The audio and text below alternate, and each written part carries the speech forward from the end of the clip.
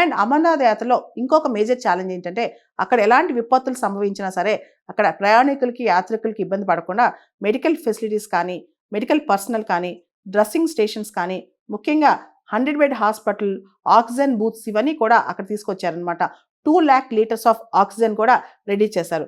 And ఒకరికొకరు communication easy అవడానికి uninterrupted communications, చక్కటి సమాచార వేదికలు కూడా అక్కడ తీసుకొచ్చారనమాట.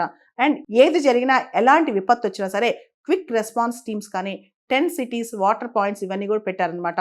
సో అమర్నాథ్ యాత్ర మొదలైంది. శివుడి దర్శనం కోసం వెళ్ళే వాళ్ళకి ప్రత్యేకంగా ఆపరేషన్ శివ లాంచ్ చేసి జమ్మూ కాశ్మీర్ పోలీస్ కావచ్చు, ఆర్మీ వాళ్ళు కావచ్చు, వీళ్ళందరూ కూడా అక్కడ పూర్తి స్థాయిలో గస్తీ కాస్తున్నారు. మనందరూ తెలుసు అమర్నాథ్ యాత్ర అనేది కాశ్మీర్ వ్యాలీలో చాలా పవర్ఫుల్ యాత్ర అనమాట. శివలింగం అక్కడ స్వయంభూ అనమాట, అంటే స్వతహాగా వెలిసింది. అది ఏ ఆర్టిఫిషియల్ స్ట్రక్చర్ కాదు, చాలా న్యాచురల్ స్ట్రక్చర్, ఐస్తో కూడిన స్వయంభూ లింగం అనమాట. పూర్తిగా ఐస్ మంచుతో శివలింగం లాగా దర్శనమిస్తుంది అనమాట. అనంతనాగ్ సిటీ నుంచి దాదాపు 168 కిలోమీటర్ల దూరంలో ఈ అమర్నాథ్ శివలింగం దర్శనమిస్తుంది అనమాట. దాదాపు 3888 మీటర్ల ఎత్తులో ఈ లింగం ఉంటుంది.